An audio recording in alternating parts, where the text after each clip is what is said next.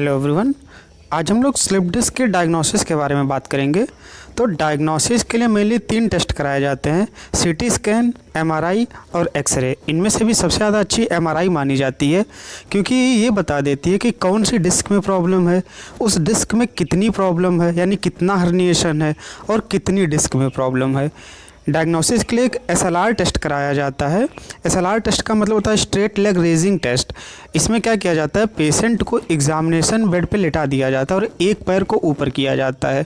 Normally जो healthy human being है उनमें जो पैर ऊपर किया जाता है वो 80 टू 90 डिग्री या 70 डिग्री टू 90 डिग्री ये ऊपर उठ जाता है। बट जिसे हर्निएटेड डिस्क है या ऐसी कोई प्रॉब्लम है उसका लेग मेनली 30 टू 40 डिग्री पे ही जा कर के रुक जाता है। तो ये मेनली कन्फर्मेटरी नहीं होता, ये सिर्फ डायग्नोसिस के लिए किया जाता है। मैनेजमेंट, जेनेटिक कॉज जो होते हैं स्लिप डिस्क के उसको तो नहीं चेंज किया जा सकता, बट जो एक्वायर्ड कॉज हैं जैसे कि रॉन्ग पोजीशन में बैठ के काफ़ी टाइम वर्क करना, इसको चेंज किया जा सकता है। फिर जो लोग ओवरवेट हैं, यानी जो लोग बहुत ज़्यादा ओबीज हैं, तो उनमें ज़्यादा वेट होगा और जितना ज़्यादा वेट होगा उतना ज़्यादा स्ट्रेन पड़ेगा और हर्निएशन उतना ही ज़्यादा होगा। तो ओबीज में क्या करते हैं, वेट कम करने की कोशिश करते हैं ताकि स्ट्रेन कम होगा और प्रॉब्लम कम होगी।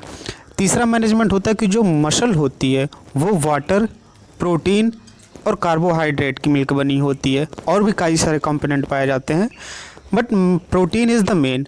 अगर हमारी नॉर्मल डाइट में प्रोटीन कम है या मल न्यूट्रिशन की प्रॉब्लम है तो प्रॉब्लम ज़्यादा होगी, तो हम डाइट सही रख सकते हैं।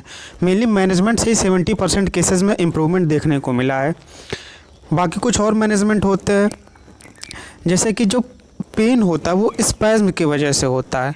जब भी हम खड़े होते हैं तो लोड ज़्यादा होता है और पेन ज़्यादा होता है, तो लेटने से कुछ टाइम में आराम मिल जाता है। या एक बेल्ट बनाया गया है, स्पाइनल बेल्ट, इस फिगर में आप देख सकते हैं। जो पेशेंट होता है जो वर्क करता है तब लोड ज़्यादा होता है, तो क्या करना होता है, इस स्पाइनल बेल्ट को पहन लेना होता है। स्पाइनल बेल्ट को पहनने से वहाँ पे लोड कम पड़ जाता है, मसल्स पे लोड कम पड़ता है और पेन कम होता है। बट इसके साथ एक प्रॉब्लम क्या होती है कि अगर कंटिन्यू बेल्ट पहना जा रहा है तो वहाँ की मसल्स पे लोड कम पड़ेगा, और जो मसल्स काम करती बंद कर देती है, जिस मसल्स में काम धीरे धीरे कम हो जाता है, वहाँ पे एट्रोफी होने के चांसेस रहती है।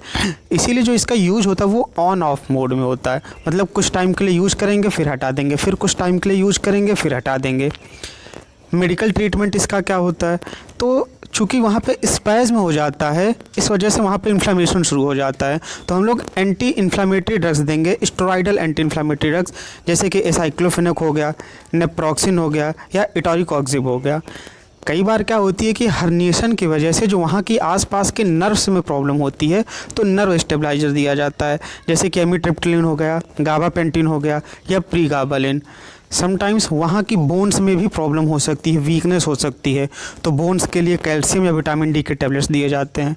मेनली अगर मैनेजमेंट के बाद नहीं सही हो रहा तो काफ़ी हद तक मेडिकल ट्रीटमेंट में 1.5 से 3 महीने के अंदर इन्फ्लामेशन को रोकने के लिए जब एंटी इन्फ्लामेटरी ड्रग्स देते हैं इनमें इंप्रूवमेंट देखा जाता है। But in spite of that फिर भी आराम ना हो तो जो हर्निएशन होता है उसकी सर्जरी की जाती है, उतनी मसल्स काट के हटा दी जाती है, and that is known as डाइसेक्टोमी।